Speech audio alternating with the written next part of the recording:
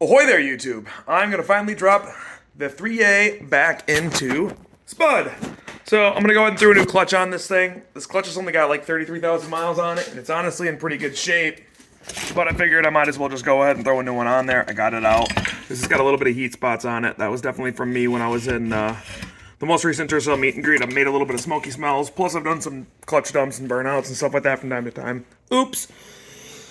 But anyway, well, she's officially back together enough, and I have no idea if the distributor's on time or not, but I'm going to go ahead and just drop it in and hook everything up, and then I'll figure that part out later.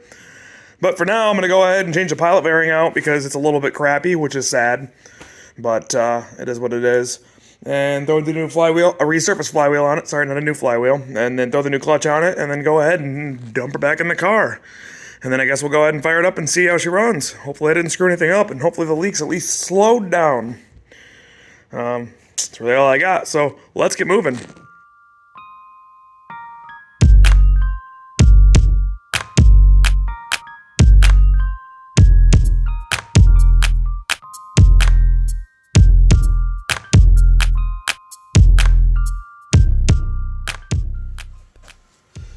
Alrighty, we got the pilot bearing out. I'm going to go ahead and do the bread method.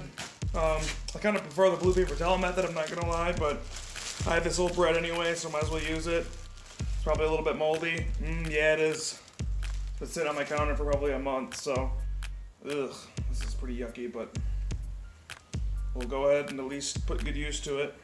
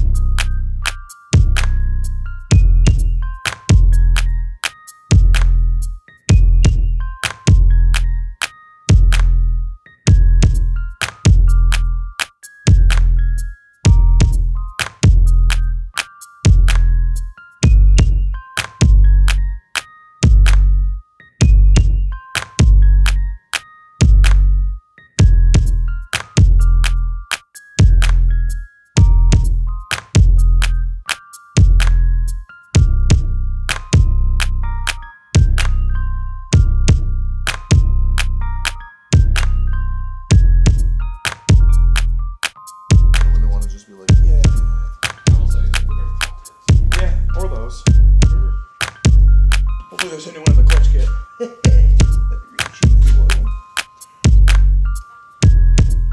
Moldy bread. Bread all over my floor. Dear bread, don't cause my rear main to leak. Signed, Luke. Ugh. I'll try the 21st.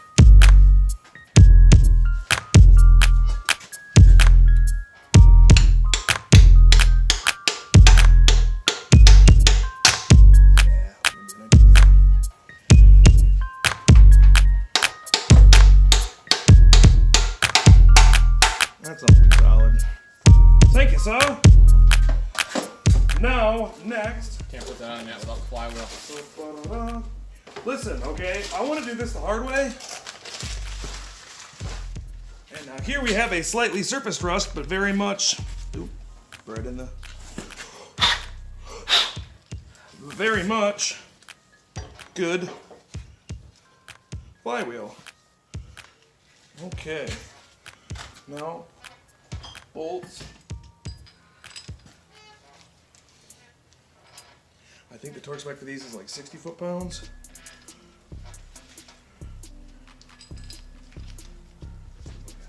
On the top of the box. No, right there. You can move some stuff around. I really need to clean in here really bad. Those are 17s.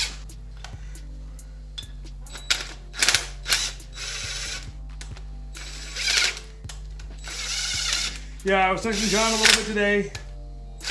He said there's no name for that car up there. So it's free to a nickname. So I think naming it after the town seems fitting to me.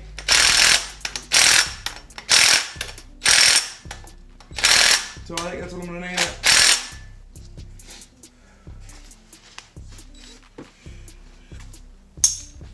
So the spec for these is 55 to 61. I'm gonna go ahead and go on the high end to do right on the nose at 60. This is probably gonna rotate like crazy. We'll see. When I put the That sounds cool too. worth it.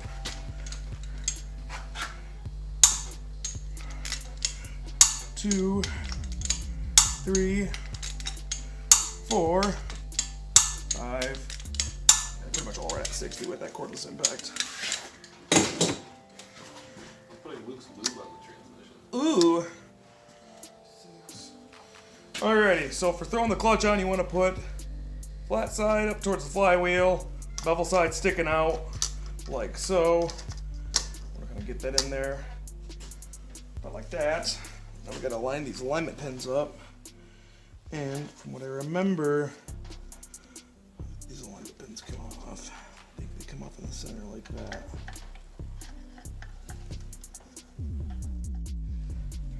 I don't think it should like this much, but we'll get started. This is showing all the balls. Be pretty much spot on, so I think this is how you gotta get it. 3, 4, 5.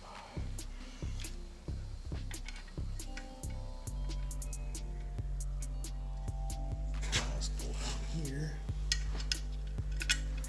is 6. Now I'll get done.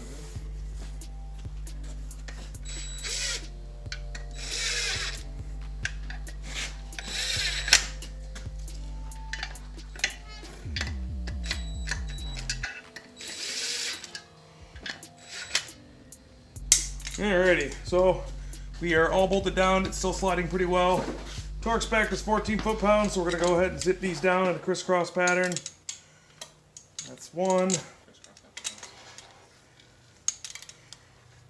2.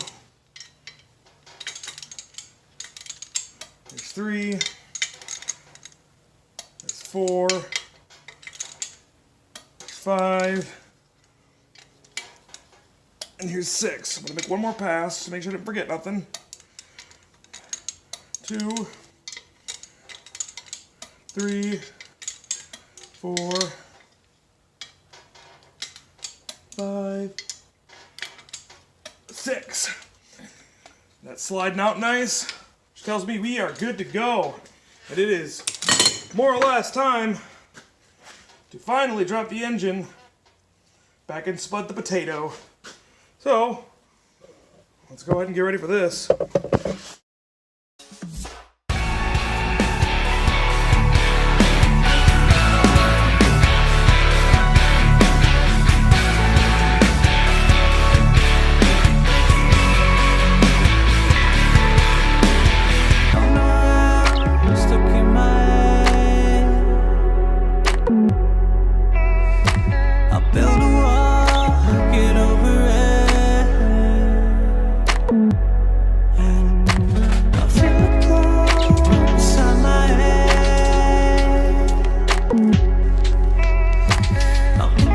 Ahoy! Well, a little bit of an update.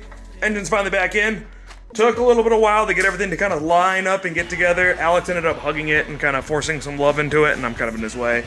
And then, well, it finally slipped back in place. So we got the engine bolted to the transmission, and then we got to get some engine mounts back on, a little bit of bracketry, and then after that, probably some other stuff that I'm forgetting, like a wiring harness and the starter and alternator harness, and then radiator, and then hoses, and what feels like an eternity, but it'll really only be like a 45 minutes to a half hour to 45 to an hour to tomorrow. We'll see. Yeah, I guess let's keep moving. Alrighty, well, I didn't film anything else for getting it together because I figured it was a little bit anticlimactic, but I got everything hooked up. Kind of accidentally forgot to hook up a line in the heater core. Oops, spilled a little coolant on the floor. But everything's reconnected like normal. That's really all there is to say. I have the fuel pump disconnected right now and the distributor disconnected right now. I'm going to go ahead and crank it over a little bit and kind of let it build up some oil pressure before I give it any actual fuel and spark. And then after 30 seconds or so of cranking, I'm going to go ahead and plug the distributor in, plug the fuel pump in, and fire it up, and then try to get it timed and see how we are. Okay.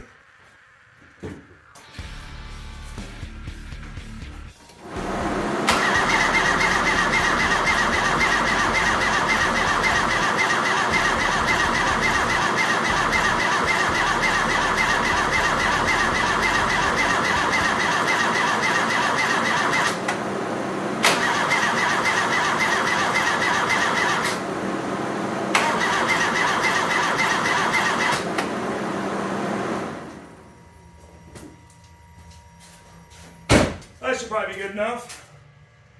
Let's go ahead and connect this back together. Now we officially have a distributor hooked up. Plug the old fuelie pump back in.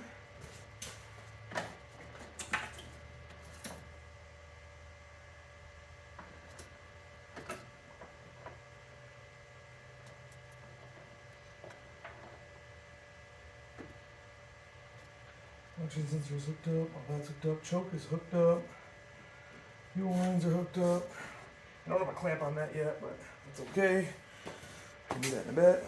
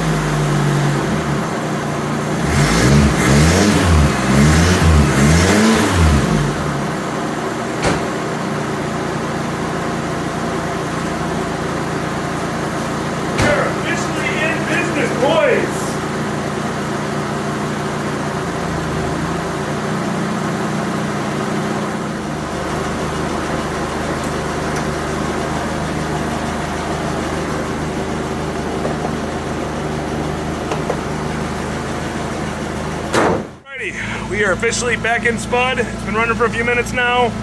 Let's get up the temperature. So we're gonna go for an old-fashioned Mountain Dew run. So tag along and we'll see how she does on her first drive. I have no idea what the timing's set at. I have no idea what the valve flash is set at or anything like that. All those things I gotta check yet, but we'll make a quick run. I don't think it'll be too far.